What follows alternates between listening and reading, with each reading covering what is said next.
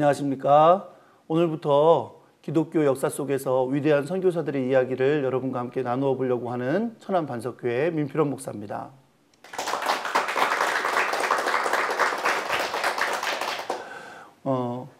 오늘 제가 나누려고 하는 선교사는 패트릭이라는 선교사입니다. 5세기에 아주 위대한 선교사로 알려져 있는 분인데요. 일단은 제가 제 경험을 좀 이야기하면서 여러분하고 이 분에 대한 이야기를 시작해 보려고 합니다. 제가 미국에서 공부하다가 어느 날 그 동네에 있는 큰 대형마트에 가게 됐어요. 근데 그 대형마트에 갔더니 그 대형마트가 그날따라 온통 다 초록색으로 장식이 되어 있는 거예요. 그래서 이게 무슨 일인가 궁금해하면서 이 의미를 한번 찾아봐야 되겠다 하고 찾아봤더니 그날이 아주 특별한 날이더라고요. 그래서 미국에서는 세인트 패트릭스 데이라고 부르는 날이고, 굳이 한국말로 번역하자면 성 패트릭의 날, 그런 날이었습니다. 그래서 그날의 의미를 한번 돌아보면서 생각을 해봤는데요. 그날은 3월 17일이었고요.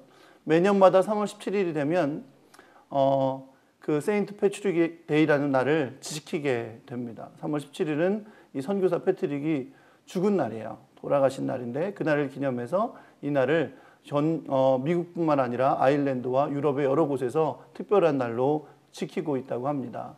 이 성 패트릭의 날의 특징을 몇 가지 볼 수가 있는데, 첫째는 아까 제가 말씀드린 것처럼 이 초록색이에요. 온갖 초록색으로 다 물들이는데, 심지어 아일랜드나 캐나다나 미국 같은 곳에서는 강에다가 초록색 물감을 뿌려서 강을 막 초록색으로 만들기도 한다 그래요. 그리고 그 축제를 보내면서 사람들이 머리에다가도 초록색 모자 같은 거 쓰기도 하고, 얼굴에다 초록색 막 그리기도 하고, 그러면서 지내기도 합니다. 또 하나 이제 특징적인 게 있는데, 우리가 흔히 세잎 클로바 있죠? 세잎 클로바처럼 보이는 그런 풀이 있어요. 그래서 그 이파리를 가지고 상징적으로 보여주는데, 물론 일반적으로 클로바라고 하면 크게 문제가 없는 식물입니다. 그 새 이파리가 굉장히 그 아일랜드의 세인트 패트릭스 데이의 중요한 상징이 된 것은 패트릭이 아일랜드에서 선교를 하면서 그 이파리 3개짜리 클로버를 가지고 삼위일체를 설명했다 그래요. 왜냐하면 그 당시 아일랜드 사람들은 약간 미개하고 야만족이라고 불리던 사람들이었기 때문에 그들에게 이 삼위일체를 설명하기 위해서 그 이파리를 사용했다 그럽니다. 그래서 초록색 이파리를 사용했고 그 클로버를 사용했다 그래서 그것이 그 세인트 패트릭스 데이의 상징이 되었고요. 그 패트릭이 아일랜드를 선교했던 것을 기념하는 날로, 그래서 그날을 항상 매년마다 아주 의미 있는 날로 지키게 됐다고 합니다. 오늘날 우리나라에서도 이제 그날을 지키는 사람들이 있다 그래요. 청계천 주변에서 초록색 옷을 입고 막 이렇게 하루를 보낸다고 합니다. 아일랜드와의 수교를 기념하는 차원에서 그렇게 보낸다고 합니다. 저는 그날을 이렇게 생각해보고 또 경험해보면서 이 패트릭이라는 사람이 아일랜드라는 나라에 미쳤던 얼마나 영향력이 컸는지 궁금했습니다. 그리고 그것이 얼마나 컸길래 어떤 한 사람의 선교했던 그 사람의 한 의미가 중요한 날로 정해져서 지켜지고 있을까, 그런 생각을 하게 됐어요. 물론 천주교에서는 그 패트릭을 특별한 성인으로 삼아서 세인트 패트릭 이렇게 부르고 있기도 한데, 사실은 근본적으로는 천주교와는 크게 상관이 없는 사람입니다. 천주교가 제대로 정립되기 전에 인물이기 때문입니다. 자, 이제 제가 여러분하고 이제 패트릭의 생애에 대해서 잠시 살펴볼 건데요. 패트릭은 389년에 영국 로마 제국 안에 있던 그 영국 제국령 안에 살아가고 있던 사람이었고요. 그 사람은 기독교 가문에서 출생했습니다. 할아버지가 성직자였고 아버지도 아주 신앙이 좋은 집사였습니다. 그런데 이 패트릭이 16살 되던 해에 이제 아주 특별한 일이 생기게 됩니다. 패트릭과 가족들이 살고 있던 영국 그 서쪽 해안가에 아일랜드의 해적들이 침입한 거예요. 그래서 막 그 동네를 다 어지럽히고 괴롭히고 하는 가운데 이 해적들이 동네의 젊은 사람들을 노예로 끌고 갔습니다. 이제 패트릭도 그렇게 그 중에 한 명으로서 아일랜드로 포로로 잡혀가게 됐어요. 16살이었죠. 그렇게 아일랜드의 해적들의 침입을 받아서 포로로 잡혀가게 된 패트릭은 이제 그 아일랜드에 있는 나라에서 6년 동안 지내게 됩니다. 6년 동안 어떤 것을 하며 지냈냐면 주로 어떤 농부에게 팔려가서 돼지를 치면서 지냈어요. 돼지를 치면서 굉장히 어떻게 보면 고통스러운 노예와 같은 삶을 6년 동안 지내게 됐습니다. 그런데 사실 이 6년은 이 패트릭에게는 굉장히 중요한 날이 됐어요. 기간들이 됐어요. 그냥 단순히 노예 생활을 하면서 돼지를 치는 그런 기간이 된 게 아니라 6년 동안에 하나님을 새롭게 만나는 그런 기간이 되게 됩니다. 사실 아까 제가 말씀드린 것처럼 패트릭이 어렸을 때부터 기독교 가문에서 태어나고 자랐다 그랬잖아요. 그래서 할아버지는 성직자였고 아버지는 집사였고 이렇게 굉장히 좋은 신앙의 집안에서 자랐는데 그렇게 자라면서도 16살 동안 되는 동안 제대로 신앙을 갖지 못했어요. 정말 하나님을 개인적으로 체험하고 만나는 그런 경험이 전혀 없었던 거예요. 우리가 흔히 요즘은 그런 그리스도인들을 이제 명목상의 그리스도인, 형식상의 그리스도인 뭐 이렇게 얘기하는 그런 수준의 아이로 16살까지 자랐던 거죠. 그런데 아일랜드에 이제 포로로 잡혀가서 노예 생활을 6년 동안 하는 동안 그 기간 동안에 오히려 하나님을 깊이 체험하고 만나는 그런 기간들이 되게 됩니다. 이 패트릭이요, 이제 인생을 마무리해가면서 쓴 책이 있어요. 그거를 참회록이라고 하는데 그 책에 보면 패트릭이 그날에 그 6년 동안에 하나님을 만나게 됐던 그런 것들을 돌아보면서 이렇게 글을 썼습니다. 그곳에 있을 때 주님께서는 나의 불신을 깨닫게 하셨다. 비록 늦게나마 나의 허물을 기억하게 하셨고 나의 하나님이신 주님께로 내가 전심으로 돌아가게 하셨다. 주님께서는 나의 비천함을 돌아보셨고 나의 젊음과 무지를 불쌍히 여기셨다. 이렇게 그때의 영적인 체험의 고백을 하고 있는 것을 볼 수가 있습니다. 여러분 영적인 이렇게 체험을 하고 나면 무슨 삶이 달라질까요? 어떻게 삶이 변화될까요? 패트릭은 자기의 책에서 이렇게 고백하고 있어요. 그 이후로 나는 항상 기도하는 사람이 되었다. 주님을 만나고 영적인 개인적인 체험을 하고 나서는 항상 기도의 삶을 사는 사람이 되었다. 그렇게 고백하고 있습니다. 그래서 그 참회록의 또 기록에 보면 나는 숲속과 산속에 머물면서 낮에는 100여 번의 기도를 했고 밤에도 그만큼 기도했다. 이른 새벽에 일어나 눈과 얼음과 빛 속에서 기도하곤 했다라고 말하고 있습니다. 그러니까 패트릭은 하나님을 그렇게 만나고 나서 깊은 영적인 체험 이후에 기도의 삶을 살았던 거예요. 언제나 삶의 전체가 다 기도로 채워질 만큼 기도하는 삶을 살았다라고 얘기하고 있고요. 그 가운데 항상 성령님의 인도하심을 받고 기도의 응답을 받는 귀한 은혜의 체험을 했던 것을 고백하고 있습니다. 그러는 가운데 참 놀라운 체험을 하게 되는데요. 이 패트릭이 금식하면서 기도하는 가운데 성령님의 인도하심을 받게 돼요. 근데 어떤 인도하심을 받게 되냐면 이제 내가 이 섬을 빠져나가게 될 거다. 그렇게 인도하심을 받게 됩니다. 금식하면 네 금식이 응답됐고 잘하고 있으니까 내가 너를 인도해서 이제 이 아일랜드를 빠져나가게 해줄 거다라고 하고요. 정말 기도하는 가운데 성령님의 인도하심을 받아서 해안가로 인도하심을 받게 돼요. 해안가에 갔더니 정말 배가 준비되어 있는 거예요. 빠져나갈 수 있는 배가. 처음에는 물론 선장이 잘 받아주지 않았지만 계속 기도하는 가운데 선장이 그를 배에 태워주고 이제 결국 다시 아일랜드를 빠져나와서 탈출하게 되는 역사가 있었습니다. 그래서 이제 6년 전에 포로로 잡혀가서 노예로 팔리면서 6년 동안 돼지치면서 그렇게 지냈던 기간을 다 지나고 이제 6년 생활을 끝내고 다시 아일랜드 섬을 빠져나오게 된 거죠.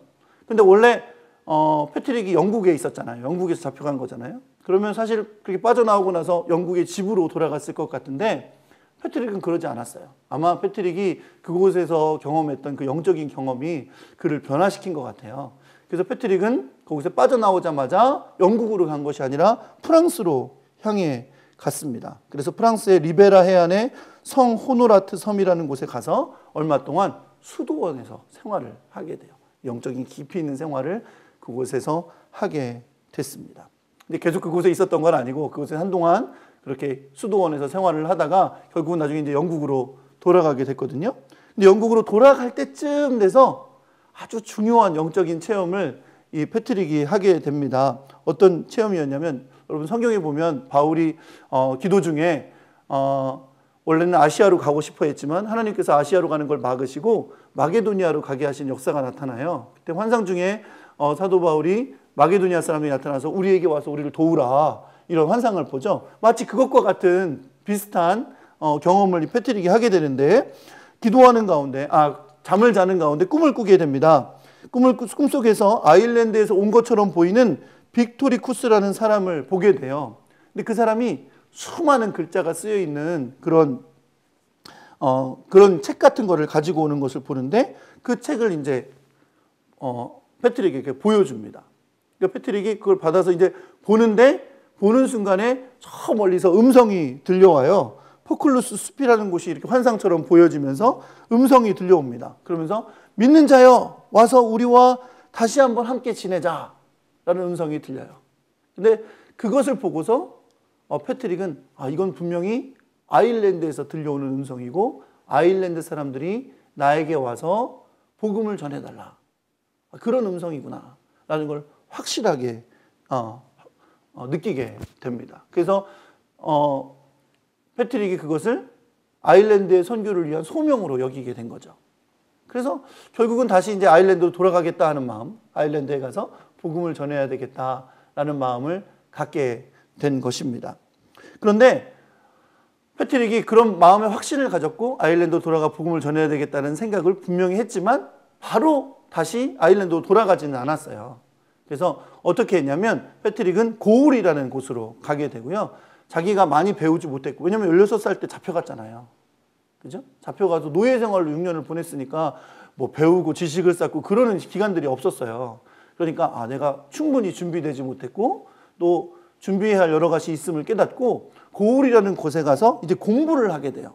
근데 이 공부의 목적도 오로지 아일랜드로 가서 복음을 전하겠다. 선교의 사역을 감당하겠다는 그 목적으로 고울이라는 곳에서 한동안 공부를 하며 지내게 됩니다.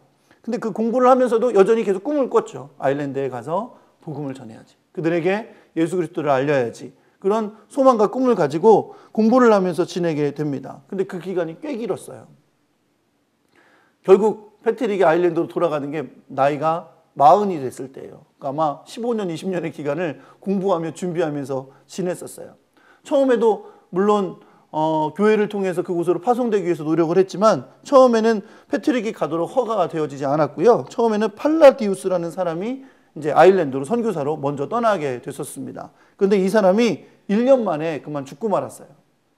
그래서 그 후임을 찾다가 사람들이 결국 이제 패트릭을 찾게 됐고 패트릭이 아일랜드 선교사로 파송이 되게 됐습니다. 아일랜드 선교사로 파송되어 가면서 그냥 간 게 아니에요. 아까 말씀드린 것처럼 정말 오랜 동안 공부하면서 준비했잖아요. 그리고 팀을 마련했어요. 같이 가서 선교할 팀을 준비를 딱 해서 한 팀이 딱 마련된 다음에 이제 아일랜드로 출발을 해서 가게 됐습니다. 패트릭이 나이가 40이 됐고 그때 이제 아일랜드로 들어갔을 때가 432년이에요. 그런데 그때는 아일랜드의 상황이 우리가 흔히 얘기하는 야만족들이 사는 곳과 같은 곳이었어요. 이게 무슨 말이냐면 굉장히 미신도 많았고 또 이교를 믿는 막 그런 신도 많았고요. 특히 드루이드교라는 아주 민속 종교가 있었어요. 그것은 그냥 그 사람들이 믿는 것뿐 아니라 정치인들 전부 다 왕이나 국왕이나 뭐 모든 사람들이 다 그 종교 아래서 살아가고 있었고요. 그래서 드루이드교를 섬기고 있던 그 사제들이 그 사회를 지배하고 있던 그런 상황이었습니다. 사람들은 태양, 달, 불, 뭐 언덕, 나무 이런 거를 막 신으로 여기고 예배하고 막 그러면서 지내는 그런 상황이었어요. 그런 곳에 이제 패트릭이 복음을 들고 들어간 거죠. 복음을 들고 들어갔는데 패트릭이 하나님 앞에서 굉장히 지혜로웠던 것 같아요. 그들에게 무조건 들어가서 아마 그 당신들이 믿는 건 다 잘못된 거고 다 막이고 잘못된 것이니까 다 버려야 된다 이렇게 말했다면 아마 패트릭은 오래 있지 못하고 쫓겨났을 거예요. 국왕에 의해서. 그러나 패트릭은 선교를 시작하면서 일단 그들이 가지고 있는 정치 상황과 여러 가지 사회적 구조를 인정했어요. 인정하고 들어갔지만 들어가서 그 안에서 복음을 전하고 오히려 이 모든 것보다 복음이 더 강하고 하나님이 더 크신 분이고 능력이 하나님이심을 영적인 전쟁을 통해서 보여줬습니다. 오히려 그랬더니 그 드루이드교를 믿던 사제들과 무당들과 그런 사람들이 오히려 우리 신은 가짜구나. 하나님이 진짜구나 라는 걸 깨닫고 믿게 됐어요. 그래서 수많은 사람들이 이제 아일랜드 사람들이 주님께 돌아오는 역사가 나타났습니다. 그래서 결국은 그 당시 왕이었던 로이게어 왕이 기독교를 그 나라의 종교로 인정하게 됐어요. 그리고 그 동생도 예수를 믿고 개종한 다음에 아마지라는 곳에 땅을 이제 패트릭에게 주었습니다. 그곳에 교회를 건축하도록 허가를 해준 거죠. 그래서 그 땅에다가 패트릭이 그 땅에다가 교회를 건축하고 또 수도원을 지었어요. 그래서 그 교회에서 예배를 드리고 그런 교회가 됐을 뿐만 아니라 수도원에서는 예수 믿고 구원받은 많은 사람들이 그곳에 들어와서 영적으로 훈련받고 또 그들이 다시 훈련돼서 복음을 전하는 전도자, 선교사가 되게 되는 그런 곳으로 삼게 됩니다. 실제로는요, 그 수도원을 통해서 단지 아일랜드뿐만 아니라 그 후에 유럽 전체를 복음화하는 아일랜드 선교사들이 나오게 돼요. 아주 중요한 신학교 같은 그런 수도원이 되었음을 우리가 역사를 통해서 볼 수가 있습니다. 15년 정도 지난 후에 447년에 정말 아일랜드에 많은 사람들이 예수를 믿고 하나님의 백성들이 되었습니다. 그리고 패트릭은 여전히 수많은 고난과 핍박과 어려움이 있었지만 30년 동안 그곳에서 사역했어요. 30년 동안 선교 사역을 하면서 아일랜드 안에 200여 개의 교회를 세웠어요. 놀랍죠. 물론 30년이라는 세월이 길지만 그 이교를 믿고 막 전혀 복음의 뿌리가 없던 곳에 200여 교회를 세웠다는 게 굉장하고요. 10만 명 정도의 개종자들에게 세례를 주었다 그래요. 정말 놀라운 역사죠. 그 오랜 5세기라는 정말 그 기간에 많은 곳에 어려움이 있는 것에도 불구하고 이런 복음의 역사를 이루었던 것을 우리가 보게 됩니다. 자, 이렇게 패트릭의 생애와 사역에 대해서 간단하게 살펴봤는데 이제 여러분과 제가 좀 이걸 정리해 보면 좋겠어요. 패트릭을 통해서 우리가 뭘 배울 수 있을까? 자, 저는 첫 번째 패트릭을 통해서 배울 수 있는 게 이런 걸 배울 수 있다고 생각해요. 첫째는 고난은 영적인 회복을 가져올 수 있다.